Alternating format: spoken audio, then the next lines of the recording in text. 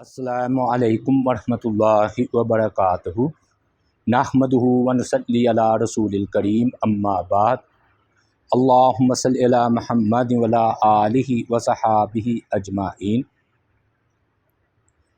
रसूलुल्लाह सल्लल्लाहु अलैहि वसल्लम के आबाओ अजदाद का हम ज़िक्र कर रहे हैं और आज जो है ना अबरा या असहाबुल फील हाथी वालों का वाक़या हम ज़िक्र करेंगे। उसकी वजह ये है कि अब्दुल मुत्तलब या रसूलुल्लाह सल्लल्लाहु अलैहि वसल्लम की पैदाइश से ये पहले वाक़या जो है वो पेश आया है।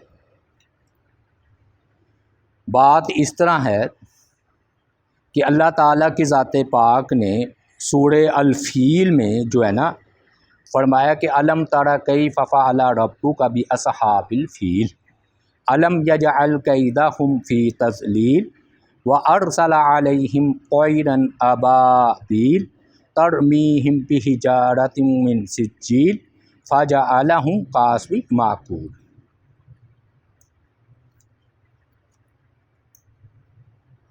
कहते हैं कि ये 6वीं सदी ईस्वी के आगाज़ में यानी कि 570 या 71 ईस्वी थी, तो नजरान में ना यमन के एक हमेरी बादशाह था जिसका नाम था ज़ूनवास। उसने ईसाइयों पर बड़ा जुल्म किया। तो हबशा वाले ईसाई थे, तो उन्होंने ईसाई सल्तनत पर ना यमन पर हमला करके ईसाइयों ने हमेरी हुकूमत का ख़ात्मा कर दिया। यानी कि जुल्म का जो है ना उन्होंने ईसाइयों ने हबशा वालों ने बदला ले लिया, बल्कि यमन पर कब्ज़ा ही कर लिया। और 525 ईस्वी में पूरे इलाके पर हबशी जो हुकूमत थी वो कायम हो गई। और बाज़ तारीख़ दानों ने ये बात लिखी है, मौरख़ीन ने,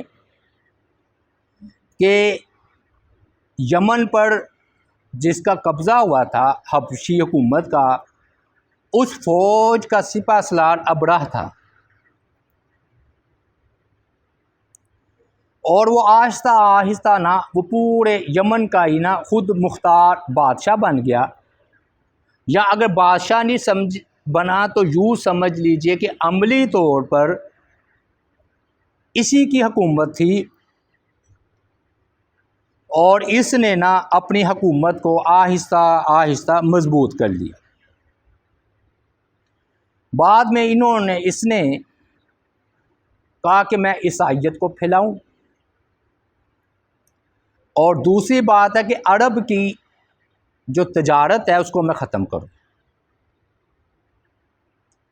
और बल्कि अरब की तजारत पर ख़ुद ही कब्ज़ा कर लूं, या तो ख़त्म कर दूं या कब्ज़ा कर लूं। अब उसने देखा कि जो अरब वाले हैं उनकी तजारत का बहुत बड़ा मरकज़ बैतुल्ला है। बैतुल्ला रूहानी एतबार से भी अहम था और मादी एतबार से भी। और आज भी देख लीजिए कि जिस वक्त हम ये बात कर रहे हैं 35-40 लाख लोग हज को गए हुए हैं, और आप ख़ुद अंदाज़ा लगा लीजिए कि अगर 40 लाख लोग हों तो कितनी तजारत में वुसअत होगी। तो उसने जब ये प्रोग्राम बनाया तो उसने सोचा कि बैतुल्ला के मुकाबले में मैं भी एक कलिसिया या गिरजा बनाऊं। उसने ना यमन का जो दारुल हुकूमत है, जैसे हमारे यहाँ इस्लामाबाद है ना, तो यमन का दारुल हुकूमत सनआ था। उसने ना एक अजीब शान गिरजा तमीर जो है वो उसने किया है। और इसे कलैस या कुलैस भी कहते हैं। ये मुख्तलिफ तलफ़ुज़ हैं। इमाम इब्न कसीर रहमतुल्लाह अलैह ने तो यहाँ तक लिखा है कि उसने इतनी ऊंची इमारत बनाई कि अगर कोई बंदा सर उठाकर देखता था तो अगर उसने टोपी पहन रखी होती थी तो टोपी उसके पीछे से गिर जाती थी। इतना ऊंचा आलीशान खूबसूरत उसने जो है ना वो गिरजा और तमीर करवाया है। बाद में तफसीलात भी दी हैं कि संगे मरमर की सीढ़ियाँ उसने बनाई हैं। दरवाज़े और खिड़कियाँ भी बाज सोने और चांदी की लगवाई हैं या पानी उसने उस पर लगाया, मुरस्सा किया। हीरे जौहरात उसको जो है ना, जो दरवाज़े खिड़कियाँ जगह जगह पर हीरे जौहरात लगवाए हैं। पत्थर पत्थर सुरख याकूत याकूत वो लगवाएं। और हम उस वक़्त भी जब तमीर होती तो गाड़े की होती थी, मिट्टी गाड़े की, उसने अगर सारी नहीं तो गाड़े में ना या लेप में कस्तूरी का इस्तेमाल किया। कस्तूरी का आप खुद अंदाज़ा लगाएं कितनी वो महक होगी। होते होते तैयार हो गया। फिर उसने मुनादी करवाई अलल ऐलान अबराह ने कि लोग जो बैतुल्ला का हज करने जाते हैं ना वो उधर ना गिरजे की तरफ आए।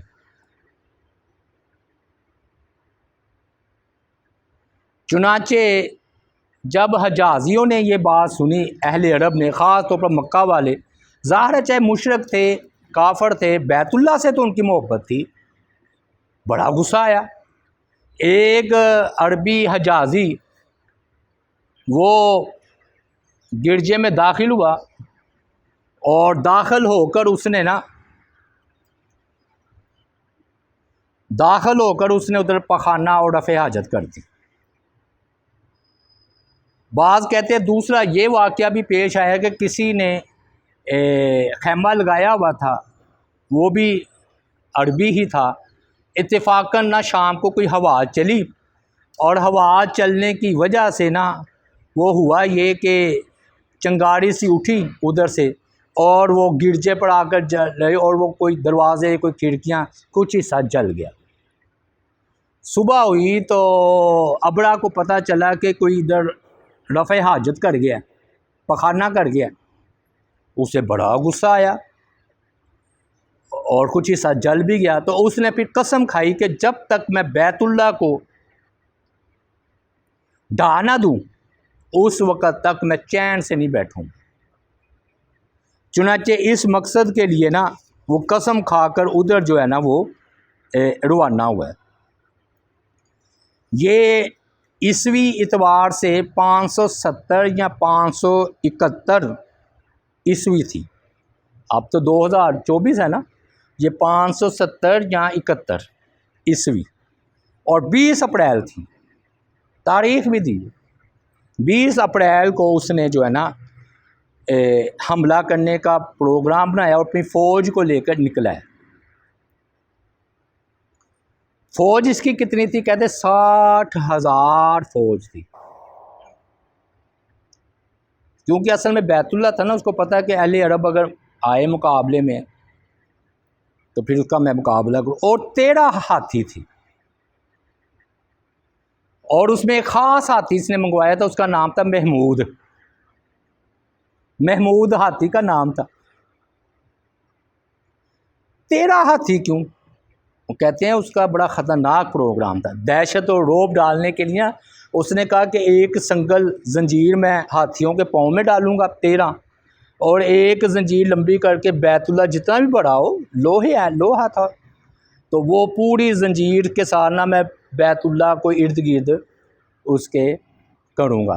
फिर एकदम हाथी पीछे को होंगे तो बैतुल्ला को एक ही वक़्त में एक ही मरतबा गिरा दूँगा दफ़तन, यानी कि मुझे ज़्यादा ज़ोर आजमाई की ज़रूरत ना पेश करो। रो भी पड़ेगा ना कि 13 हाथियों ने मिलकर बैतुल्ला को एक ही दफ़ा पीछे खींच कर ढा दिया। ये मकसद था, वरना हाथियों का इतना ज़्यादा मकसद नज़र नहीं आता।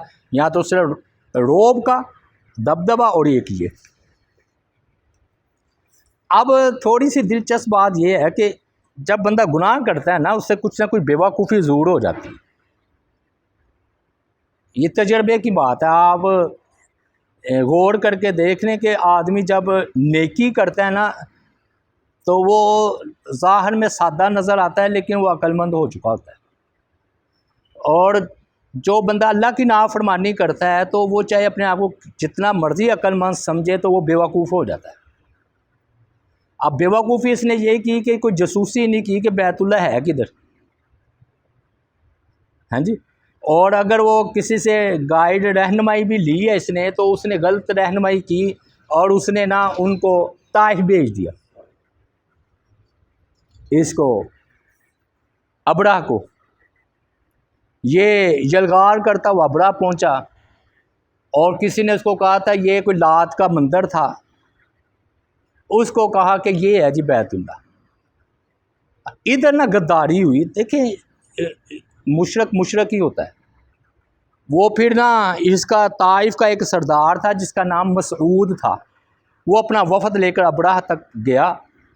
उसने कहा कि जी आपको किसी ने गलत रहनुमाई की है, ये लात का जो मंदिर है, बुत कदा है, बुत खाना है, ये बैतुल्ला नहीं है।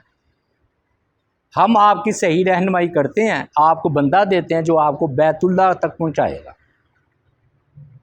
वो कहते हैं वो मान गया और यहाँ उसने भी ये बात कबूल कर ली। अबू रगाल नामी था जी वो, अबू रगाल, उसके साथ कर दिया।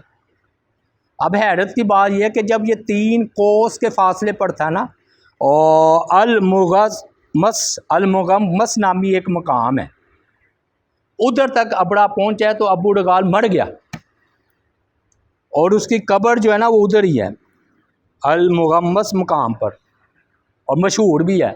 और कई अरसे तक लोग बल्कि पत्थर मारते थे उस पर, कब्र को, कि तुमने बैतुल्ला की तरफ रहनुमाई की। और बनु सकीफ़ था ना कबीला, ये उसको भी लोग ताना देते रहे कि तुमने गद्दारी की है, कि लात का मंदिर बचाने के लिए तुमने बैतुल्ला पर हमला करने वालों के साथ ताउन किया।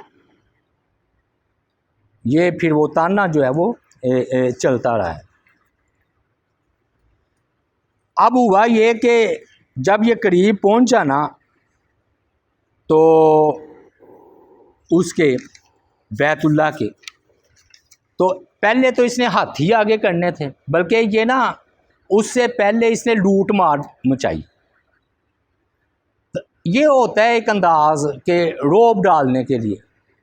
इस्लाम ने इससे मना किया कि जाते ही जी कत्लो गारत लूट मार करो।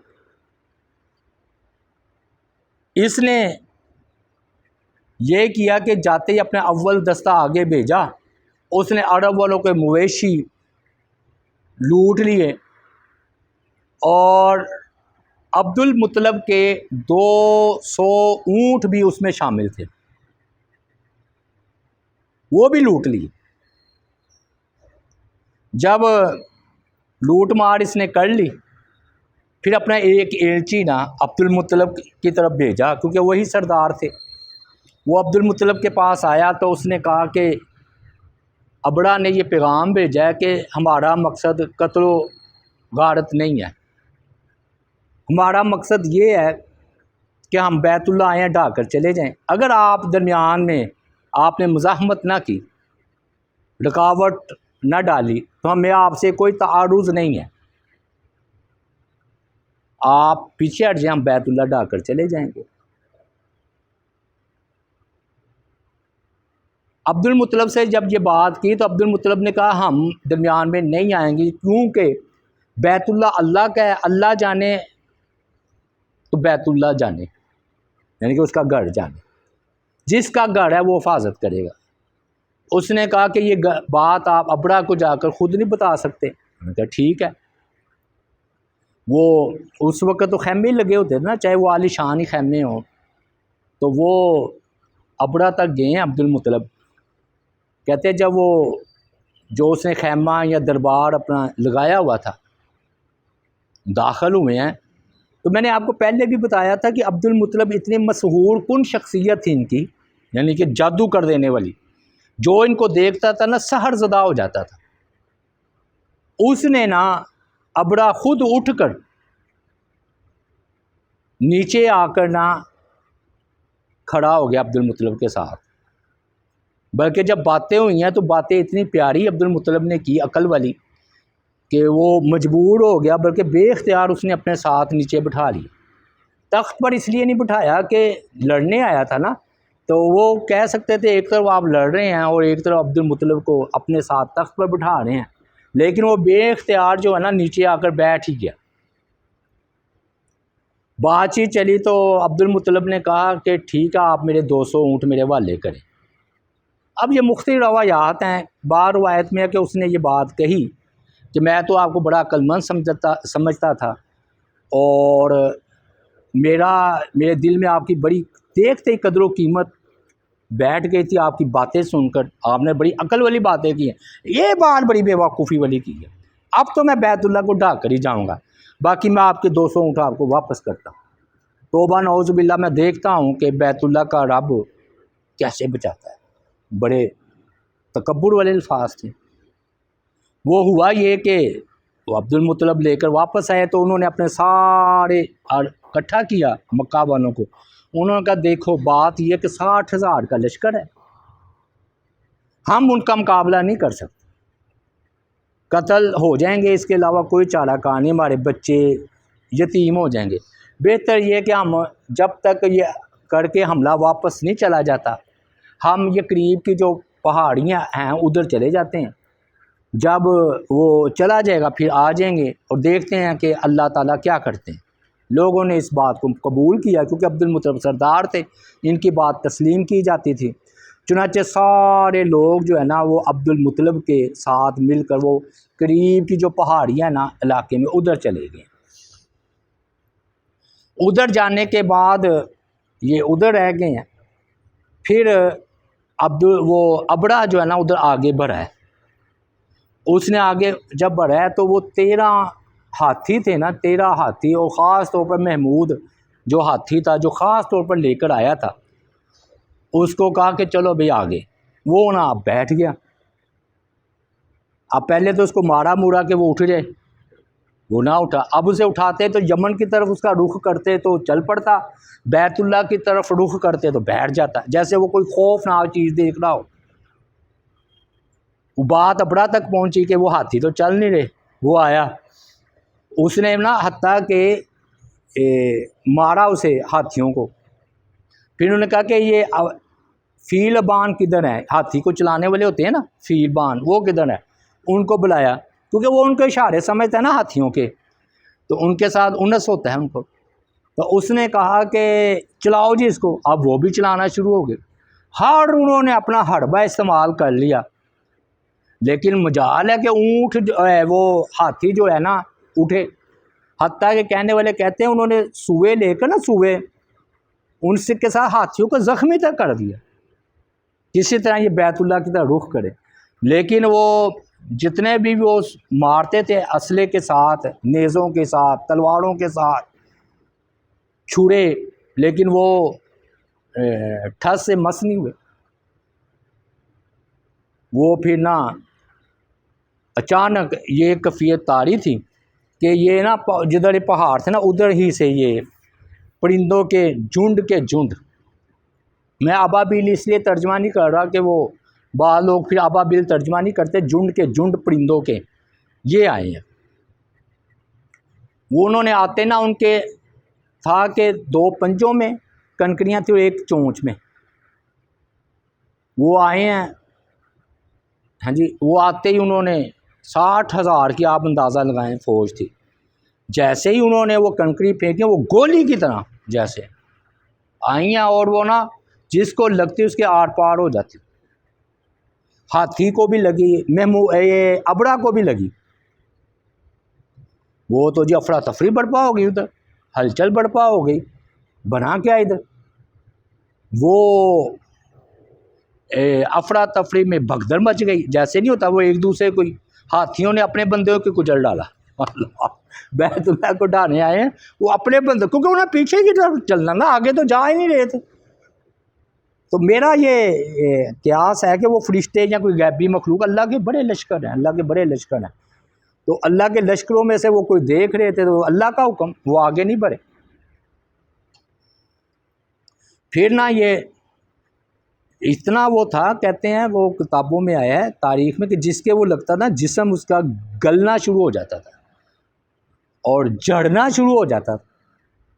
ये अबड़ा भी जाते जाते यमन में पहुंच गया और चूज़ा सा बन गया था, इतना वो गल सड़ गया था और मर गया था। फिर बाद में यमन पहुंच कर मर गया था, कई फौज रास्ते में हलाक हो गई। अब उधर कोई पता नहीं है अब्दुल मुत्तलिब उनके के पीछे क्या हो रहा है। उसने कहा जाओ पता तो करो, 1-2 दिन गुजर गया होगा ना कि क्या बना, कि ढा दिया है खुदा ना खास्ता या क्या बना है। हारिस मैंने बताया था अब्दुल मुत्तलिब के सबसे बड़े बेटे थे, तो हारिस को भेजा उन्होंने। वो अपने घोड़े पर सवार होकर आया, तो उसने जब ये मंज़र देखा, या वो गुज़र चुका था मंज़र कि लाशें की लाशें पड़ी हुई हैं, कुछ भाग गए हैं, कुछ पड़ी हुई हैं कम, और उसके अलावा कोई नामो निशान नहीं है, ज़ख्मी करा रहे हैं। वो इतना जोश में आया, खुश हुआ, उसने ना वापस अपना घोड़ा मोड़ा है और भागा है बड़ी स्पीड तेज़ी के साथ अपने घोड़े। जब घोड़े को तेज़ दौड़ाए ना तो रान नंगी हो जाती है। लिबास उनका ऐसा था ना। तो अब्दुल मुत्तलिब बड़े अक्लमंद थे, उन्होंने जब अपने बेटे हारिस को देखा ना कि इतनी तेज़ी के साथ घोड़ा वापस दौड़ा रहा है और रान उनकी नंगी है, तो उन्होंने कहा मेरा बेटा कोई अहम खबर ला रहा है, क्योंकि रान उस वक्त नंगी होती है, पट जिसे हम कहते हैं पंजाबी में, रान कह लें, तो ये उस वक्त होती है जब कोई अहम मामला हो। तो अहम मामला ये हुआ कि जब करीब पहुंचा तो वो बड़ा जोश के साथ का कि कत्ल हो गए, मारे गए, मैंने ये मंज़र देखा है। उन्होंने अल्लाह अकबर के नारे लगाए। फिर वो वापसी हुई। फिर अल्लाह ताला ने कोई बारिश भेजी है उधर, वो नशेबी इलाके होते थे ना, तो वो अपने जो थोड़ा बहुत गंद गुंद था उनका वो भी समेट कर वो नदियों में बह के, ये अल्लाह ताला ने इस बात का जिक्र किया। हम तो जिक्र कर रहे हैं नबी अलैहिस्सलाम के अबाओ अजदाद, लेकिन चूँकि इनका ताल्लुक़ अब्दुल मुत्तलिब के साथ था कि उन्होंने वो उस वक़्त थे सरदार।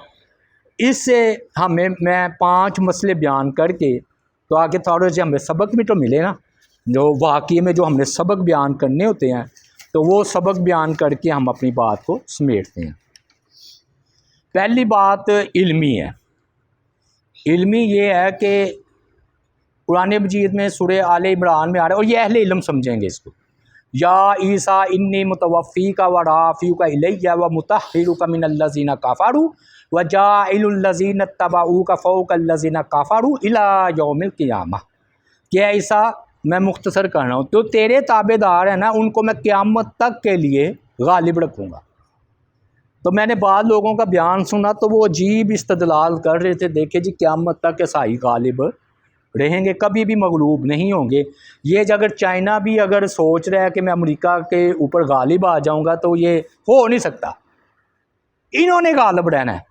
तो उसका जवाब हमें ये मिल गया कि अगर कोई बंदा बैतुल्ला ईसाई और बैतुल्ला के ख़िलाफ़ हरकत करे, तो चाहे वो ईसा अलैहिस्सलाम का ताबेदार भी हो, ज़ाहिरी तौर पर या खुफिया तौर पर। आजकल कौन सा अमेरिका ताबेदार है, दहरी है और वो इल्हाद है उनमें, तो अल्लाह ताला फिर उनको भी मगलूब कर देगा। देखे ना, अबड़ा कौन था? ईसाई। अबड़ा कौन था? ईसाई। और मगलूब हुआ कि नहीं, बल्कि अल्लाह का अजाब आया कि नहीं, एक बात। दूसरी बात, उससे भी बढ़कर करीब का इस्तदलाल ये है कि भाई अल्लाह ताला ने फरमाया वह गुलिबत रूम मगलूब हो गए, और सूरह रूम है, सूरह रूम में रूमी ईसाई थे, और जब रूमी ईसाई थे और रूमी मगलूब हुए, तो इसका मतलब है कि वक्ती तौर पर या कैसे भी रूमी मगलूब ईसाई मगलूब हो सकते हैं। सलाहुद्दीन यूसुफ के हाथों इनको मार पड़ी है, सलीबियों को। दूसरा भाइयों, इससे पता चलता है कि ये काबा पहले भी मुकद्दस था, अभी इस्लाम तो नहीं आया था, लेकिन इसका तकद्दुस पहले भी था, आज भी है। तीसरा, परिंदों को भी शऊर है, समझ है। देखिए अल्लाह ताला जब भेजते हैं तो बाशऊर मखलूक को भेजते हैं ना। कव्वे को अल्लाह ने भेजा, उसने दफन करने का तरीका अबाबील को बताया। हुदहुद का देख लें, वो इस तरह मलके बल्कीस की बात कर रहा है जैसे इससे बढ़कर अक्लमंद ही कोई ना हो। हुदहुद, और वो चूंटी की गुफ्तगू सूरह नमल में, और इधर देख लें। अच्छा देखिए, जिस तरफ अल्लाह ने कहा है उधर ही जा रहे हैं ना। करीब तो अब्दुल मुत्तलिब भी थे, करीब तो और लोग भी थे। अबड़ा ही की फौज पर क्यों हमला किया? क्योंकि अल्लाह ने भेजा। वह अरसला, और उसने भेजा अलैहिम, उन पर। अब मैं बात करूं, बाद लोग कह देते हैं जी तौबा नऊज़ बिल्लाह, तौबा नऊज़ बिल्लाह, बड़ा बड़ी की इस्तदलाल है, बात भाई समझेंगे। कहते हैं जी, वो बाद लोग कहते हैं कि जिब्राईल अलैहिस्सलाम ने हज़रत अली रज़ी अल्लाह ताला अन्हु की तरफ वही लेकर आना था, तो वो नबी अलैहिस्सलाम की तरफ वही ले आए। और हम कहते हैं अगर अल्लाह जानवरों को भेजे, परिंदों को, तो वो बिल्कुल सीधा जाकर निशाना लगाएं और इर्द गिर्द ना लगाएं। अल्लाह अगर कौवे को भेजे और कौवा आकर वही काम करे जिस मकसद के लिए अल्लाह ने भेजा है, कब्र का तरीका बता दे। और अगर अल्लाह ताला की ज़ाते पाक जो है ना, जब किसी को मामूर करते हैं तो वो दाएं बाएं नहीं होता, तो कैसे मुमकिन है कि अल्लाह ताला किसी को भेजे और वो दाएं बाएं हो जाए? अबाबील कह ले या परिंदे कह ले, गे उधर ही है जहाँ पर अल्लाह ने भेजा है। और इसमें आखिरी भाइयों ये सबक ये है, बल्कि तो एक और सबक ये है कि अल्लाह चाहे तो कमज़ोर मखलूक से ताकतवरों को मरवा दे। अल्लाह ताला ने दो बच्चों से अबू जहल, दो बच्चे थे ना छोटे छोटे, उनसे अबू जहल को मरवा दिया। और अल्लाह ताला ने कहा तालूत की फ़ौज के बारे में, अल्लाह ताला ने बहुत छोटी छोटी ग्रोहों के साथ बड़े बड़े ग्रोह अल्लाह के हुक्म से गालिब आ गए। और अगर नमरूद वाली बात ठीक हो, अगर ठीक हो, कहते हैं ठीक नहीं है कि नमरूद को मच्छर ने हलाक कर दिया, ये रिवायत संदन ठीक नहीं है। लेकिन चले अगर ठीक हो तो इससे ये बात ज़रूर साबित होती है कि मच्छर नमरूद को मार देता है और अल्लाह ताला अबाबिलों के ज़रिए हाथियों को मरवा देता है, और चूंटी जो है वो हाथी को मरवा देती है। इसलिए कभी किसी को हकीर और कमज़ोर नहीं समझना चाहिए, ख़ास तौर पर दुश्मन को। दुश्मन चाहे कमज़ोर हो, हकीर नहीं होता। और भाइयों, चाहे ये आखिरी ज़बरदस्त बात है भाइयों, अबड़ा ने गिरजा तमीर करवाया, संगे मरमर बनाए, उसने याकूत लगाया, सोने चांदी का पानी बहाया, सोने चांदी की खिड़कियां और दरवाज़े तैयार कर लिए। लेकिन इब्राहीम अलैहिस्सलाम के हाथ कहाँ से लाएगा? उसे इस बेवकूफ़ जाहिल आदमी को पता नहीं था कि ये गारे वो गारा है जिस पर इब्राहीम अलैहिस्सलाम ने मिस्त्री बनकर और इस्माईल अलैहिस्सलाम ने मज़दूर बनकर काम किया है। तो इब्राहीम अलैहिस्सलाम के हाथ कहाँ से आएंगे और इब्राहीम और इस्माईल अलैहिस्सलाम की दुआएं कैसे आएंगी जो उन्होंने इनको आबाद करने के लिए दुआएं की हैं? चाहे वो करोड़ों नहीं, अरबों नहीं, बल्कि मैं कहता पूरी ज़मीन का सोना खर्च कर देता, गिरजे पर बैतुल्लाह का मुकाबला नहीं कर सकता था। और बाद लोग ये कहते हैं कि क्या बैतुल्लाह को नुकसान पहुंचाया जा सकता है? मैं ये समझता हूँ कि अगर अल्लाह ताला की मशीयत हो तो बैतुल्लाह को नुकसान पहुंच सकता है, क्योंकि तारीख़ में कई वाक़यात ऐसे भी आए हैं कि बैतुल्लाह को नुकसान पहुंचा है। हाँ, तदबीर किस तरह है कि अगर किसी की बराह रास्त नियत हो ना कि मैंने बैतुल्लाह को नुकसान पहुँचाना है, तो अल्लाह ताला की मदद आती है और वो तबाह बर्बाद हो जाता है। और अगर सिर्फ ये नियत हो कि बैतुल्लाह में मैंने किसी और को नुकसान पहुंचाना है, तो वो फिर बैतुल्लाह को अगर कोई नुकसान पहुंचा दे तो पहुंचा सकता है, क्योंकि मैं वो हदीस आ रही है कि क़यामत के नज़दीक हबशी ही इसको ढाएगा। तो बात क्या है जी, फैसला कुन कि बैतुल्लाह को नुकसान पहुंच सकता है जब अल्लाह ताला की मशीयत हो। अगर अल्लाह ताला ना चाहें तो नहीं होगा, अगर अल्लाह ताला चाहें तो हो जाएगा। मकसद क्या है, एक की बराह रास्त नीयत है बैतुल्लाह को ढाने की तो फिर अल्लाह ताला बचाएंगे, और अगर कोई और नीयत है और बैतुल्लाह को नुकसान पहुंच जाता है तो फिर बैतुल्लाह को नुकसान पहुंच सकता है। अल्लाह से दुआ, अल्लाह अमल की तौफीक अता फरमाए।